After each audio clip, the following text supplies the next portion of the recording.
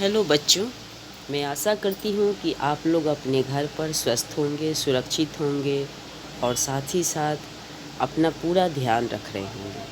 तो बच्चों, आज हम लोग व्याकरण बुक के अंतर्गत शब्द ज्ञान पाठ को अध्ययन करेंगे। तो आप लोग अपने सामने व्याकरण बुक निकालें और पाठ 3 नाम है शब्द ज्ञान। शब्द ज्ञान जैसे कि नाम से स्पष्ट है, हम जानते हैं कि शब्दों के बारे में हमें जानकारी इस पाठ से मिलेगी। शब्दों के बारे में हमें ज्ञान मिलेगा इस पाठ के द्वारा। तो बच्चों, चलें हम लोग आज शब्दों का ज्ञान अर्जित करने। तो सबसे पहले हम लोग जानेंगे कि शब्द है क्या, या यूँ कहें शब्द किसे कहते हैं। दो या दो से अधिक वर्ण से मिलकर बने सार्थक समूह को शब्द कहते हैं। अब यहाँ परिभाषा को ध्यान से आप समझने का प्रयास करें। दो या दो से अधिक वर्ण, वर्ण मतलब समझ गए होंगे, क्योंकि पिछली कक्षा में आप पढ़ चुके हैं। वर्ण किसे कहते हैं? व्यंजन वर्ण, स्वर वर्ण, क ख ग घ अ आ इ, ये सब वर्ण है। तो जब दो वर्ण हो या दो से अधिक वर्ण हो और जब मिलकर सार्थक समूह यानी वर्णों का जो मेल सार्थक हो, जिससे अर्थ सही निकल कर आता हो, उस सार्थक समूह को ही हम शब्द कहते हैं। ठीक है। तो जब वर्ण मिलते हैं और मिलने के बाद वो समूह के रूप में संगठित होते हैं और संगठित होकर जब उससे सार्थक अर्थ निकलता है, यानी सार्थक अर्थ निकलने वाला हो, तो वह शब्द कहलाता है। तो फिर से मैं इस परिभाषा को पढ़ देती हूँ। दो या दो से अधिक वर्ण से मिलकर बने सार्थक समूह को शब्द कहते हैं। ठीक है। अब हम जानेंगे कि शब्दों का निर्माण कैसे होता है। यानी अब इस परिभाषा को जो हमने पढ़ा उसे ही अब कारगर करके देखेंगे, यानी उसे अब हम सही रूप से समझने का प्रयास करेंगे, लिख कर भी समझेंगे। जैसे उदाहरण में यहाँ दिया गया है, ध्यान दें। न नीचे हलंत है प्लस अ प्लस द नीचे हलंत प्लस बड़ी ई, शब्द क्या बना? नदी। और जो अभी मैंने पढ़ा आप लोगों के समक्ष, न नीचे हलंत प्लस अ प्लस द नीचे हलंत प्लस बड़ी ई, ये क्या था? ये वर्ण विच्छेद था, जो कि आप पिछली कक्षा में पढ़ चुके हैं, पिछले अध्याय में पढ़ चुके हैं वर्ण विच्छेद के बारे में। तो इस तरह से वर्णों को जब हम अलग अलग करते हैं वह वर्ण विच्छेद होता है। लेकिन यहाँ पर तो अलग नहीं है, यहाँ पर वर्णों को जब मिलाकर क्या बना है? शब्द बना है। और वह कैसे शब्द बना है उसको यहाँ पर दर्शाया गया है। यानी पहले हम लोग न नीचे हलंत लिखे प्लस अ हुआ स्वर वर्ण प्लस द नीचे हलंत, द है व्यंजन वर्ण प्लस बड़ी है जो स्वर वर्ण। तो इस तरह से ये चारों वर्णों के मेल से नदी शब्द बना। तो यह शब्द कितने वर्णों के मेल से बना? 4 वर्णों के मेल से बना। और इसी तरह और भी उदाहरण आप देखें, चित्र में आप देख रहे हैं माला, अनार, बादल। तो ये सभी जो हैं शब्द हैं, और इन शब्दों का निर्माण किस तरह वर्णों के मेल से हुआ है उसके बारे में नीचे जो है वो विस्तार से बताया गया है। जैसे उदाहरण के तौर पे माला शब्द ले लीजिए। म नीचे हलंत प्लस आ प्लस ल नीचे हलंत प्लस आ। तो यहाँ भी देखिए 4 वर्ण मिला है, 4 वर्णों के मेल से जो है वह माला शब्द बना है। अनार शब्द कितने वर्णों के मेल से बने हैं? अ तो खुद ही स्वर वर्ण है, प्लस न नीचे हलंत है प्लस आ प्लस र नीचे हलंत प्लस अ। ये मैं पिछली जब मैं अध्याय पढ़ाई थी तो उस समय भी मैंने इस बात का जिक्र किया था कि वर्ण विच्छेद करते समय हमेशा एक बात का आप ध्यान रखिएगा कि व्यंजन वर्णों के नीचे ही हलंत का प्रयोग किया जाता है, स्वर वर्णों के नीचे हलंत का प्रयोग नहीं किया जाता है।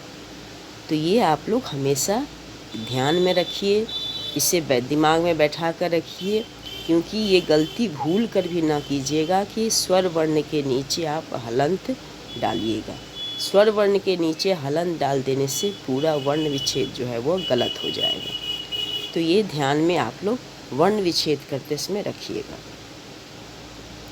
उसी तरह से बादल शब्द ब नीचे हलंत ब है जो व्यंजन वर्ण है, प्लस आ प्लस द नीचे हलंत प्लस अ प्लस ल नीचे हलंत प्लस अ, बादल। तो इस तरह से बादल में भी देखो बच्चों 6 वर्णों का मेल हुआ है और 6 वर्ण जो है वो मेल करके सार्थक शब्द बनाए हैं। और सार्थक शब्द क्या बना? बादल। अब शब्दों के भेद के बारे में जानेंगे। शब्दों के निम्नलिखित प्रकार के भेद होते हैं। अब यहाँ पर ध्यान दो बच्चों कि शब्दों को हम लोग 4 आधार पर बांटते हैं, यानी 4 आधार पर शब्दों के भेद होते हैं। पहला क्या है? अर्थ के आधार पर, दूसरा प्रयोग के आधार पर, तीसरा व्युत्पत्ति के आधार पर और चौथा उत्पत्ति के आधार पर। तो कहने का अर्थ है कि 4 आधार पर शब्दों के अलग अलग भेद होते हैं। ये दिमाग में रखिए कि चारों आधार पर शब्दों के अलग भेद होते हैं, एक ही भेद नहीं होते हैं। जैसे उदाहरण के तौर पे अर्थ के आधार पर, तो अर्थ के आधार पर जो भेद होंगे वो प्रयोग के आधार पर सेम यानी वही नहीं होंगे। तो इसलिए आप ये पहले जान लिए कि कितने आधार पर शब्दों को बांटा गया है, तो 4 आधार पर बांटा गया है। अब हम लोग एक एक करके सभी आधारों को पढ़ेंगे।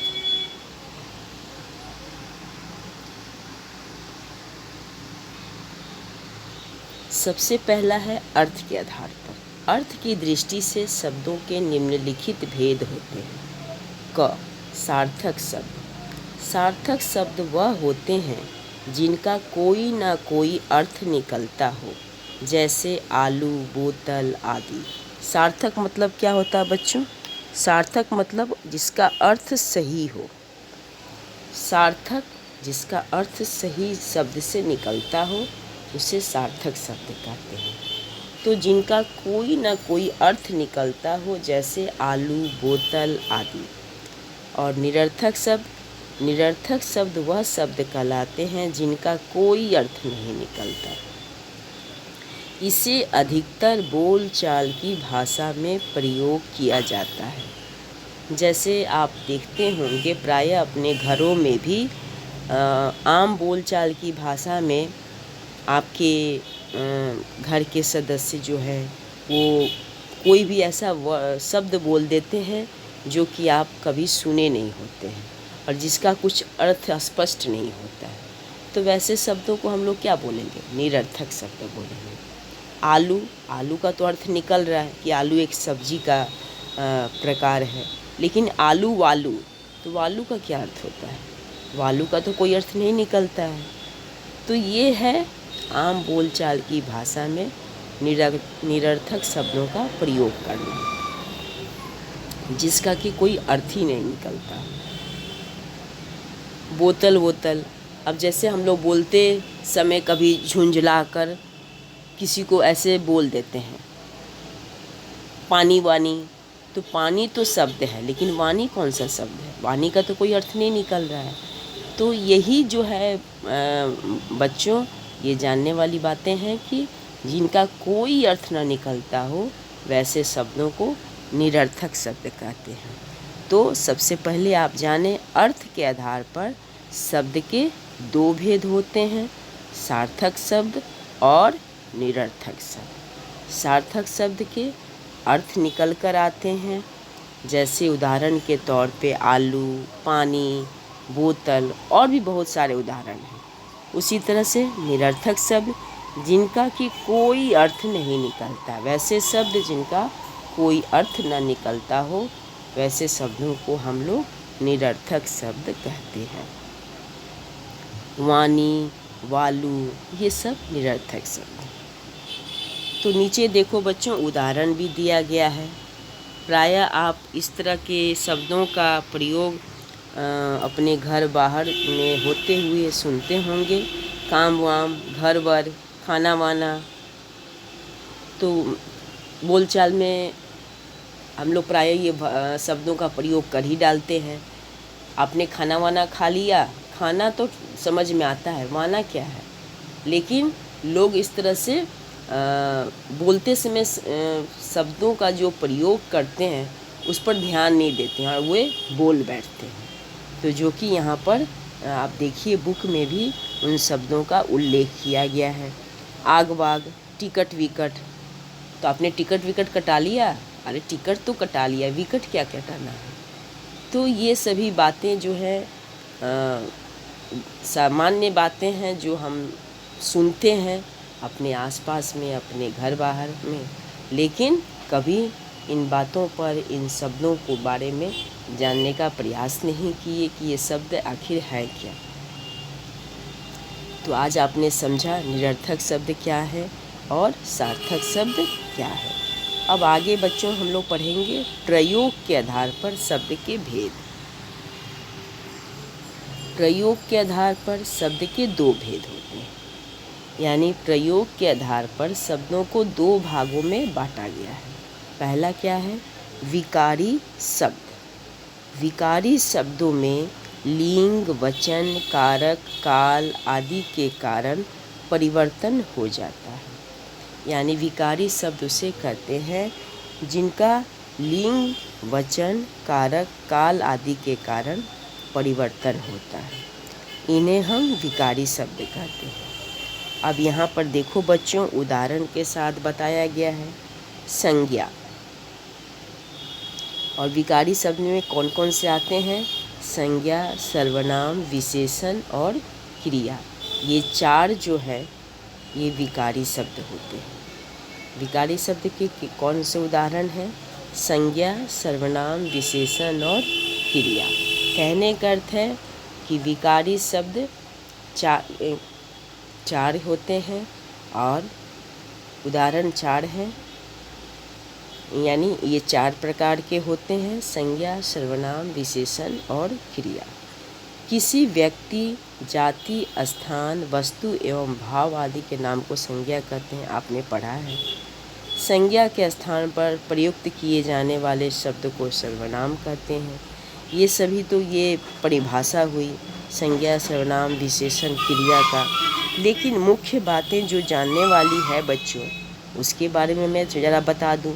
जैसे कि यहाँ पर परिभाषा में दिया गया है कि लिंग, वचन, कारक, काल। पहला जो शब्द है लिंग, लिंग के आधार पर मैं बताती हूँ। जैसे कि लिंग क्या है? लिंग दो प्रकार के होते हैं, स्त्रीलिंग और पुल्लिंग। तो वह जाति है, यह वाक्य जो है वह सही है, नहीं सही है। या यूँ कहें कि राम जाति है। राम क्या है? पुल्लिंग शब्द है। और जाना क्रिया है। तो क्या हुआ? लिंग के आधार पर यह वाक्य जो है वो शुद्ध है, नहीं शुद्ध है। यानी क्या होगा? राम जाता है। जाना क्रिया शब्द हुआ। तो वाक्य को अगर हम सही ढंग से अगर हमको लिखना होगा या शुद्धता प्रदान करना होगा तो क्या होगा? राम जाता है। ठीक उसी प्रकार दूसरा है वचन। वचन में भी एक वचन, बहुवचन। तो अब उसमें भी उदाहरण आप देख लें। वचन के आधार पर भी हम लोग कल पटना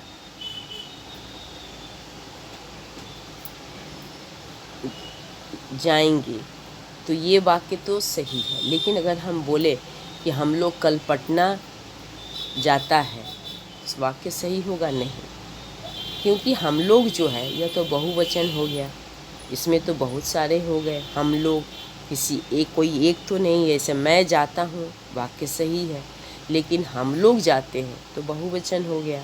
तो हम लोग जाएंगे ये वाक्य सही हुआ। तो कहने का अर्थ है कि जिन वाक्यों में, यानी जिन विकारी शब्द क्या है? जिनका कि लिंग, वचन, कारक और काल के आधार पर जो है परिवर्तन हो जाता है। यानी वाक्य जो हो परिवर्तन, शब्दों को परिवर्तित किया जा सकता है, उसका रूप परिवर्तन किया जा सकता है। इनका परिवर्तन हो सकता है किसके आधार पर? लिंग, वचन, कारक और काल के आधार पर इनका रूप परिवर्तन किया जा सकता है, और वे हैं विकारी शब्द। ठीक है, अब हम आगे जानेंगे अविकारी शब्द। अविकारी शब्द क्या है? अविकारी शब्दों में लिंग, वचन, कारक, काल आदि के कारण कोई परिवर्तन नहीं होता। अब इसमें मुख्य बातें जो हैं बच्चों वो जानने वाली हैं, या अंतर अगर आप जानना चाहें तो मुख्य अंतर दोनों के बीच में यही है कि विकारी शब्दों का रूप जो है वो लिंग, वचन, काल, कारक के आधार पर परिवर्तित होता है, और अविकारी शब्दों का रूप जो है वो लिंग, वचन, काल, कारक के आधार पर परिवर्तित नहीं होता है। यानी ये जैसे रहते हैं वैसे ही होते हैं। और इसके भी 4 भेद हैं: क्रिया विशेषण, संबंध बोधक, समुच्चय बोधक, विस्मयादि बोधक। इसके भी 4 भेद होते हैं, और विकारी शब्द के भी 4 भेद होते हैं। लेकिन मुख्य अंतर जो है वो मैंने अभी आपको बताया कि विकारी शब्दों का रूप जो है वो लिंग, वचन, कारक, काल आदि के कारण परिवर्तित होता है, जबकि अविकारी शब्दों का परिवर्तन नहीं होता है। अब सबसे पहले हम लोग जानेंगे क्रिया विशेषण। जिन शब्दों से क्रिया की विशेषता का पता चलता है उसे क्रिया विशेषण कहते हैं। ये तो परिभाषा है। क्रिया विशेषण क्या है? तो उसकी परिभाषा यहाँ बताई गई है कि जिन शब्दों से क्रिया की विशेषता का पता चले उसे क्रिया विशेषण कहते हैं। या यूँ कहें कि क्रिया की विशेषता बताने वाले शब्दों को क्रिया विशेषण कहते हैं। संबंध बोधक। संबंध बोधक शब्द संज्ञा या सर्वनाम का संबंध वाक्य के अन्य शब्दों के साथ बताते हैं। समुच्चय बोधक। समुच्चय बोधक शब्दों से 2 या 2 से अधिक वाक्य, शब्द या वाक्यांश जुड़ते हैं। और विस्मयादि बोधक। विस्मयादि बोधक शब्दों से हर्ष, शोक, घृणा, विस्मय आदि का बोध होता है। तो ये सभी अव्यय कहे जाते हैं। इन्हें हम अव्यय की श्रेणी में रखते हैं। तो समुच्चय बोधक क्या पहचान क्या है? ये 2 या 2 से अधिक वाक्य या शब्द या वाक्यांश को जोड़ने का काम करते हैं। और विस्मयादि बोधक, इसमें आश्चर्य, घृणा, शोक ये सभी भावों का बोध होता हो। जैसे कि यहाँ पर आश्चर्य में अरे तुम आ गए, तो ये आश्चर्य का भाव प्रकट हो रहा है इस वाक्य में। तो ये विस्मयादि बोधक का उदाहरण हुआ। संबंध बोधक संज्ञा या सर्वनाम का संबंध वाक्य के अन्य शब्दों के साथ बताते हैं, उसे हम संबंध बोधक कहते हैं। तो ये 4 जो हैं वो अविकारी शब्दों के श्रेणी में आते हैं। तो बच्चों, सबसे पहले हमने जाना अर्थ के आधार पर शब्द के 2 भेद, सार्थक और निरर्थक। प्रयोग के आधार पर शब्द के 2 भेद। फिर हमने जाना विकारी और अविकारी। तो विकारी शब्द के भी 4 भेद होते हैं: संज्ञा, सर्वनाम, विशेषण और क्रिया। और अविकारी शब्द के भी 4 भेद होते हैं: क्रिया विशेषण, संबंध बोधक, समुच्चय बोधक, विस्मयादि बोधक। तो ये सभी जो हैं वो अविकारी शब्दों के उदाहरण हैं। तो इस तरह से आपने मुख्य अंतर भी जाना अविकारी शब्द के। अविकारी शब्द में क्या है कि अविकारी शब्द जो है इसमें इसका कोई परिवर्तन नहीं होता है। इसका मुख्य उदाहरण जो है वो यही कहलाता है। और विकारी शब्द में परिवर्तन होता है। अब जैसे मान लीजिए उदाहरण में क्रिया विशेषण है, संबंध बोधक है, समुच्चय बोधक है। तो क्रिया विशेषण का उदाहरण में क्या होगा? मैं हमेशा खुश रहता हूँ। तो मैं हमेशा खुश रहता हूँ, तो खुश रहना और हमेशा, तो हमेशा जो शब्द है वह क्रिया विशेषण शब्द है, खुश या क्रिया शब्द है। तो इस तरह से जो क्रिया की विशेषता बताए, खुश रहना लेकिन हमेशा खुश रहना, वैसे ही हमें प्रतिदिन योग करना चाहिए। प्रतिदिन यह क्रिया विशेषण है। तो इस तरह से जो क्रिया की विशेषता बताते हैं वो जो है क्रिया विशेषण शब्द। और संबंध बोधक में जो हमने पढ़ा कि जो शब्द संज्ञा या सर्वनाम का या और शब्दों का संबंध जोड़ने का काम करे, जैसे उदाहरण के तौर पे आप के साथ, के पीछे, के नीचे। अब जैसे मान लीजिए एक वाक्य मैं देती हूँ, रानी के साथ उसकी सखियाँ गा रही है। तो के साथ जो उदाहरण है ये संबंध बोधक अव्यय का है उदाहरण। समुच्चय बोधक दो वाक्यों या दो शब्दों या वाक्यांशों को जो जोड़ने का काम करता है, जैसे अथवा, किंतु, परंतु, लेकिन, इसलिए, यह समुच्चय बोधक है। तो अब इसका उदाहरण में आप ले लीजिए, राकेश और मोहन पढ़ते हैं। तो इस वाक्य में और जो शब्द लगा यह समुच्चय बोधक शब्द अव्यय का उदाहरण हुआ। यानी यह दो शब्दों को जोड़ने का काम कर रहा है, दो वाक्यों को जोड़ने का काम कर रहा है। ठीक है। उसी तरह से विस्मयादि बोधक में भी इसमें भी कोई उदाहरण लो। हे राम, इसमें शोक बोधक है। तो मैंने एक एक करके उदाहरण के साथ आपको समझाया अविकारी शब्दों के बारे में, ताकि आप उसे अच्छी तरह से समझ पाएँ। बुक में आपके इस शब्द ज्ञान में इस तरह से उदाहरण नहीं दिए गए हैं, लेकिन मैंने आपको समझाने के लिए उदाहरण का प्रयोग किया ताकि आप इससे संबंधित बातों को आसानी से समझ सकें। तो बच्चों, अब हम आगे पढ़ेंगे व्युत्पत्ति के आधार पर।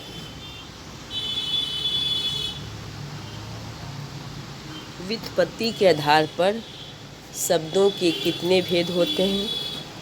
तो व्युत्पत्ति के आधार पर शब्दों के निम्नलिखित भेद होते हैं। यानी व्युत्पत्ति के आधार पर कहो या रचना के आधार पर कहो, एक ही अर्थ होता है।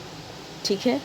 व्युत्पत्ति या रचना, किसी व्याकरण बुक में आप देखोगे रचना या बनावट या व्युत्पत्ति। तो इसलिए मैं तीनों शब्दों का मैं उल्लेख कर रही हूँ ताकि आप के दिमाग में यह शब्दों का भी ज्ञान रहे और आप इन शब्दों से अवगत रहें, तो आप आसानी से इनके भेदों को बता सकते हैं। व्युत्पत्ति, रचना या बनावट के आधार पर शब्दों के तीन भेद होते हैं: रूढ़, यौगिक, यौगरूढ़। रूढ़ शब्द ऐसे शब्द जिनमें कोई जोड़ नहीं है लेकिन वे अर्थ में पूर्ण है, रूढ़ शब्द कहलाते हैं। कोई जोड़ नहीं है लेकिन अर्थ में पूर्ण है। नाक, कान, घर, फल। लेकिन जब उसको हम अलग करेंगे तो फिर उसका कोई अर्थ नहीं निकलता है। यानी कहने का अर्थ है कि रूढ़ शब्द का कोई जोड़ नहीं होता है लेकिन अर्थ स्पष्ट करते हैं, लेकिन जब उसको हम अलग कर देते हैं तो फिर उन शब्दों का कोई अर्थ नहीं रह पाता है। उदाहरण के तौर पे आप घर ही ले लीजिए। घर को अगर आप अलग कर दीजिएगा, घर शब्द को, क्योंकि घर तो रूढ़ शब्द है, तो कोई अर्थ उसमें बचेगा? कोई अर्थ नहीं बचेगा। तो यानी ये जब इनको अलग कर देने से ये निरर्थक हो जाते हैं। ठीक है। कहने का अर्थ है कि जब शब्द बनते हैं तो उसमें अर्थ निकलता है, लेकिन जब हम इनके टुकड़े कर देते हैं, इनको अलग कर देते हैं, तो ये निरर्थक हो जाते हैं, इनसे कोई अर्थ नहीं निकलता है। यही रूढ़ शब्द की पहचान है। यौगिक शब्द दो शब्दों के योग से बने ऐसे शब्द जिनका अर्थ यथावत रहता है। यथावत मतलब कि जैसा अर्थ होना चाहिए, जैसा अर्थ है वैसा ही अर्थ रहता है, अर्थ में कोई परिवर्तन नहीं होता है। अर्थात देखिए यहाँ वही बात लिखा हुआ है, अर्थात अर्थ बदलता नहीं है, यानी अर्थ में कोई बदलाव नहीं होता है, कोई परिवर्तन नहीं होता है। ऐसे शब्द यौगिक शब्द कहलाते हैं। और दूसरी चीज़ इसमें एक और मुख्य बातें जो हैं वो बच्चों जानने वाली है। कुछ बातें जो हैं वो बुक में उतना विस्तार से नहीं लिखा रहता है, लेकिन मैं समझा रही हूँ आप लोगों को कि मुख्य अंतर अगर देखें तो यौगिक शब्दों का अगर हम इसको अलग भी करेंगे तो इस अलग करने पर दोनों शब्द का अर्थ निकलता है। ये इसकी मुख्य पहचान है। जैसे उदाहरण के आप तौर पे देख लीजिए, देव आले, देव मतलब देवता, आले घर, हिम आले, हिम मतलब क्या हुआ, बर्फ़, आले मतलब घर यानी बर्फ़ का घर हुआ। तो इस तरह से दोनों शब्द का अर्थ निकलता है। ये यौगिक शब्द की पहचान है। अगर इनको अलग भी करेंगे तो ये सार्थक होते हैं, दोनों शब्द का अर्थ इनका सही निकलता है। और दूसरी बात, ये यथावत यानी इनके अर्थ में कोई परिवर्तन नहीं होता है। योगरूढ़ शब्द जो शब्द दो या दो से अधिक शब्दों के योग से बनते हैं। अब योगरूढ़ शब्दों की क्या पहचान है कि दो या दो से अधिक शब्दों के योग से, यानी अधिक शब्दों के मेल से जो बनते हैं उसे हम योगरूढ़ शब्द कहते हैं। किसी विशेष अर्थ के लिए प्रसिद्ध हो जाते हैं और इनका क्या है कि ये अपना वास्तविक अर्थ छोड़कर कुछ अलग ही अर्थ ये व्यक्त कर देते हैं। यानी कहने का अर्थ है कि जो इनका शाब्दिक अर्थ होना चाहिए वे न बताकर ये कुछ विशेष अर्थ बताते हैं। ठीक है। योगरूढ़ शब्द की पहचान क्या है कि ये अपना शाब्दिक अर्थ न बताकर ये कुछ विशेष अर्थ बताते हैं, इसे हम योगरूढ़ शब्द कहते हैं। जैसे उदाहरण के तौर पे ले लीजिए दशानन। दशानन अगर इस शब्द को हम अलग करें तो दस है आनंद जिसका, दस मतलब 10 आनंद सर, 10 सिरों वाला, तो अर्थात कौन हुआ, रावण। चंद्रशेखर, शेखर चंद्र चंद्रमा, जिसके सर शेखर यानी जिनके पर चंद्रमा शोभित हो, तो वो कौन है, चंद्रशेखर, भगवान शिव। तो इस तरह से इसका अर्थ जो है वो अलग रूप में प्रसिद्ध हो जाता है। योगरूढ़ शब्दों की पहचान है। चंद्रमा जिसके शिखर पर धारण करता है उसे चंद्रशेखर कहते हैं, अर्थात शिव। तो शिव के ही शिखर पे चंद्रमा जो है वो विराजमान रहते हैं। तो इस तरह से ये जो शब्द हैं इनके बारे में ये मुख्य बातें जो है वो जानने वाली हैं, समझने वाली हैं, और इन्हीं के आधार पर हम शब्दों को पहचान सकते हैं, जान सकते हैं कि कौन सा शब्द रूढ़ शब्द है, कौन यौगिक है और कौन योगरूढ़ है। तो बच्चों, आज हमने इस पाठ के माध्यम से शब्दों के बारे में जाना कि शब्द है क्या।